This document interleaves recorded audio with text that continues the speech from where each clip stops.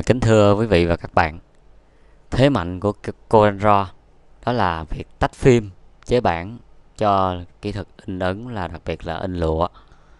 Thì trong trường hợp này tôi xin giới thiệu với các bạn một số cái phương pháp để chúng ta tách phim để in lụa.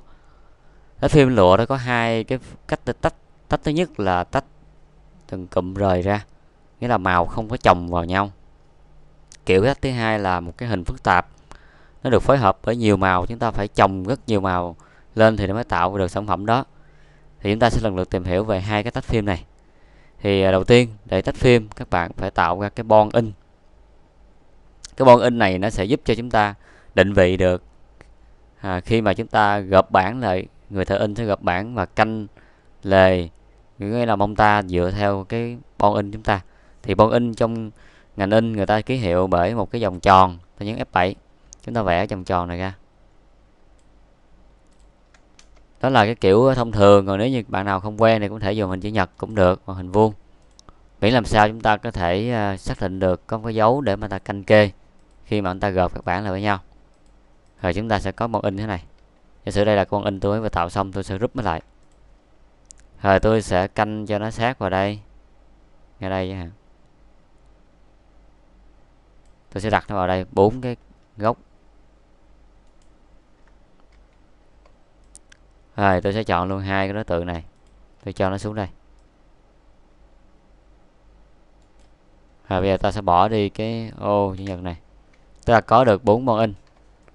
Bây giờ chúng ta sẽ tách cái bản phim này. Ta thấy rằng có hai màu là màu xanh và màu đen, thì với hai màu ta sẽ tách thành hai bản phim. Chúng ta sẽ dùng lệnh Step and Repeat để tạo thêm một bản nữa. Ta chọn vào đây Step and Repeat. Bây giờ chúng ta sẽ chọn cái kiểu là không, no offset. Chúng ta chọn cho nó theo bề cao, ta chọn đây là Space Between Objects. Chúng ta sẽ đặt ở đây là một cái độ dời từ trên xuống, up hoặc down để cho nó down. Chúng ta cho cái độ dời đây 55, 60 để cho khoảng cỡ là 65. Chúng ta apply. Bây giờ cách để mà tách phim thì đơn giản. Trên màu xanh thì chúng ta sẽ bỏ tất cả những đối tượng nào có màu đen, chúng ta delete đi. Còn trên màu đen thì chúng ta bỏ đối tượng mang màu xanh, bỏ đi. Và sau đó chúng ta sẽ chọn những đối tượng này, chúng ta tô nó màu đen tùy 100%. Bởi vì khi chế bản thì tất cả những cái màu sắc đều sẽ mất hết, chỉ còn lại cham hoặc là màu đen. Thì đối với anh lụa thì muốn cho nó chụp bản cho nó lên nét thì bắt buộc phải là màu đen 100% đen tuyền. Thì khi đó người ta in cái bản phim này ra trên giấy can, chúng ta giao cho người ta in. Thì người ta in họ sẽ in màu thứ nhất, họ chụp bản xong thì nhiệm vụ họ khi họ kéo bản họ kéo màu xanh, sau đó họ sẽ có những cái bon in, họ sẽ mông ta lên và họ in màu đen lên tiếp tục, thì hai cái nó gộp vào nhau tạo sản phẩm như ban đầu của chúng ta. Đó là chúng ta tách phim trường hợp là không có chồng bản. Bây giờ qua trường hợp thứ hai, chúng ta tách phim với chồng bản, thì giờ ta sẽ copy cái bon in này ra, ta mở vào trang thứ hai. Mình thấy trang thứ hai này hình chuột bách cây, nó có tất cả là một màu đen, hai màu xanh, màu cam và màu nâu. Thì tổng cộng chúng ta có tất cả là 5 màu, chúng ta tách thành 5 bản phim khác nhau. Thì đây là cái kiểu tách phim có chồng màu. Nó phức tạp hơn thì chúng ta sẽ làm như sau. Chúng ta sẽ đặt 4 cái bon in và 4 góc. Ta lưu ý sẽ đặt cho nó cao hơn này xíu.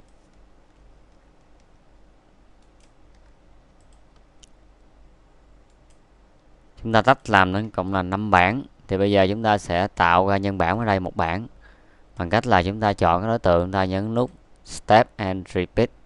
Chúng ta sẽ cho nó dời về phía bên tay phải, bỏ phần này đi.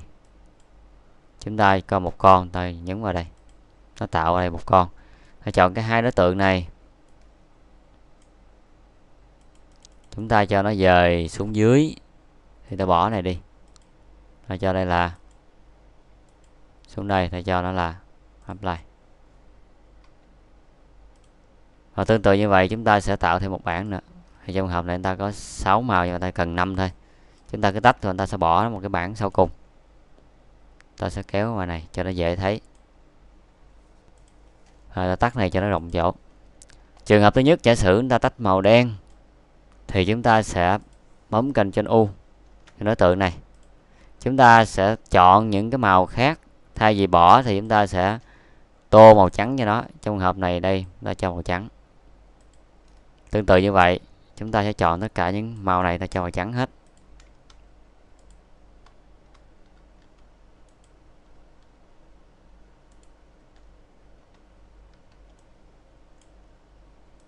Màu trắng, bấm Ctrl R. Nghĩa là những chỗ nào có màu thành màu trắng. Bấm Ctrl R để cho màu trắng toàn bộ. Thì đây là bảng màu đen. Bảng thứ hai chúng ta sẽ tách, đó là chẳng hạn như cái màu cam, thì cái màu đen này chắc chắn là chúng ta sẽ cho màu trắng. Ta sẽ cho màu trắng trên đây. Rồi những màu đen này chúng ta sẽ cho màu trắng luôn.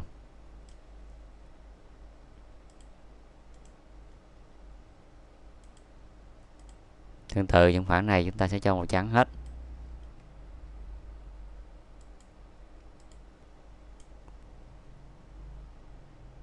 Tương tự này để cho nó là trắng. Đây cũng trắng. Riêng những khoảng này để cho nó đen. Đen tuyền. Đây là đen.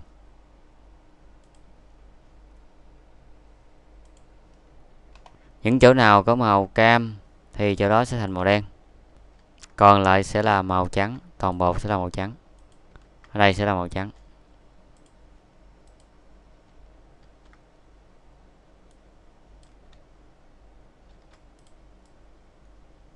Thì đối với trường hợp mà tách phim đối với nhiều màu thì quá trình nó phức tạp hơn rất là nhiều.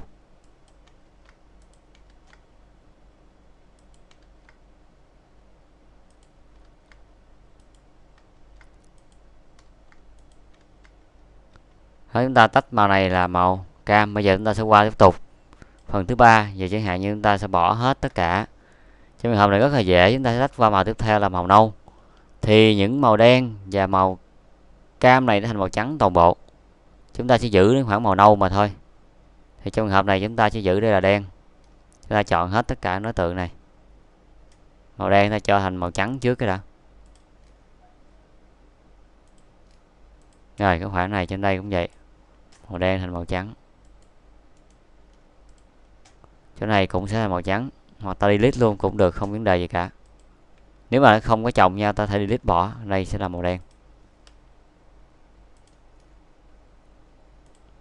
Rồi những chỗ này chúng ta sẽ cho nó là màu trắng.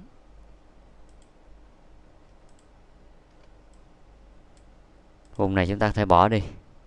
Vô tư bỏ đi. Đây, chúng ta cho màu đen. Và dĩ nhiên cái phần này chúng ta cũng có quyền bỏ, không có vấn đề gì cả. Nếu ta thấy rắc rối ta bỏ luôn. Này ta cũng thể bỏ luôn. Bỏ luôn toàn bộ màu cam này.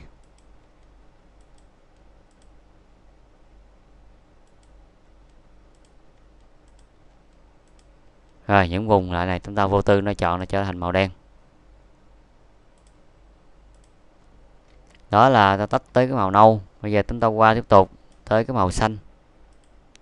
Ta cần trên U, chúng ta có thể xóa toàn bộ những cái vùng trên đây. Delete hết tất cả. Delete luôn cái này. Delete bỏ luôn những cái vùng này. Bỏ hết tất cả những cái này. Chỉ giữ có cái quần và ta cho đây màu đen. Và cuối cùng là hình trái bóng. Chúng ta sẽ bỏ đi cái hình thứ 6 này. Ta cần trên U. Chúng ta bỏ luôn cả hình chữ cây. Không cần thiết.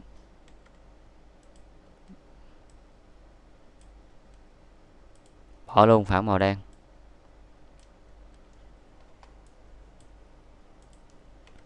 Và đây là chúng ta cho màu đen tùy.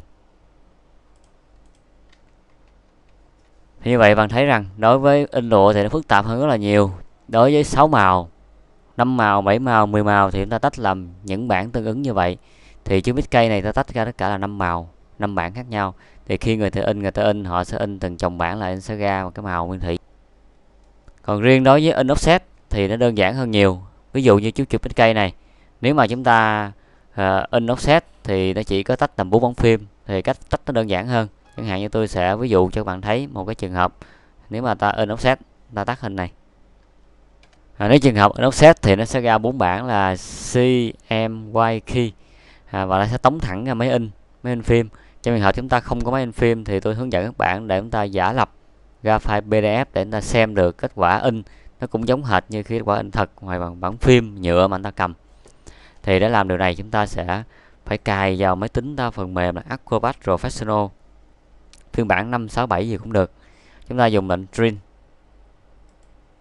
Rồi dĩ nhiên là chúng ta chọn cái trang số 2. Và các bạn sẽ chọn tôi cái kiểu in là Adobe PDF. Và các bạn chọn tôi cái phần là Saturation, nghĩa là tách màu, nó chọn là Green Saturation, nghĩa là tách làm 4 màu khác nhau. Rồi phải đánh dấu đây là CMYK 4 màu. Sau đó bạn nhấn vào phía bên đây. Chúng ta đánh dấu vào chỗ là Mark to Object để chúng ta nhìn thấy những cái bon in cho nó dễ, nó nhấn Review. Đây bạn thấy đây. Và Cyan nó sẽ ra cho chúng ta là 2 màu. Chúng ta phóng to lên để bạn dễ nhìn thấy. Đây là tự tạo ta bon in, tự để tên, và ta thấy rằng là cái bản phim Cyan. Đây thấy phim Cyan thì chỉ có hình cái quần 100% với màu vàng 100% nên nó có đây, nó màu đen tuyền. M thì thấy trên M ta thấy rằng nó sẽ có những cái tram hạt của phần là cái đôi dài là màu nâu, thì chắc chắn có màu đỏ trong đó là bên ta, và màu vàng thì ta thấy đây cuối cùng màu đen. Thì đối với phim in offset thì chúng ta chỉ có tách ra như thế này, nó ra đúng 4 bản, và khi chúng ta có máy in phim chúng ta in thẳng ra nó sẽ ra 4 bản phim nhựa, và khi chúng ta chồng màu khớp lại với nhau nó sẽ tạo thành một bản in hoàn chỉnh như ta thấy cái hình gốc ban đầu. Nếu trường hợp phức tạp hơn, chúng ta cũng thấy nó sẽ ra những bản phim tương tự. Chẳng hạn như trong trường hợp cái bài này chúng ta thấy là người ta design cái bản tờ rơi này, chúng ta sẽ thử tách phim bằng kỹ thuật PDF như sau. Mình Trim, các bạn sẽ chọn vào đây tôi là PDF. Khi bạn cài Acrobat Professional vào, bạn sẽ có được cái máy in ta là Adobe PDF. Dĩ nhiên sẽ in ra cái file, chúng ta chỉ mục đích ta xem thôi để biết, chúng ta không in để làm gì. Rồi chúng ta sẽ bỏ hai cái mục này, chúng ta nhấn vào chỗ Mark to Object, ta nhấn Review. Nhưng trước khi nhấn Review chúng ta chọn phần đây ta cho trang giấy nó là khổ A3 cho ta dễ thấy. Rồi bạn sẽ nhấn vào Review, bạn xem thử. Đây là bản C. Thông tin cho thấy đây là bản phim Cyan màu xanh. Mình thấy rằng Cyan thì nó có những cái châm hạt thế này. Tiếp theo là Magenta và Yellow, và cuối cùng là Black. Hiện nay công nghệ in nó sẽ chia làm hai cách xuất phim. Một là xuất ra phim nhựa ta bình bản, gọi là xuất kẽm, hoặc là những cái công nghệ hiện đại nó xuất thẳng ra kẽm luôn, không qua phim nhựa thì nó sẽ ra cái châm hạt như thế này. Đó là đôi điều về cái công nghệ in và kỹ thuật in mà chúng ta cần nắm khi chúng ta làm chế điều này.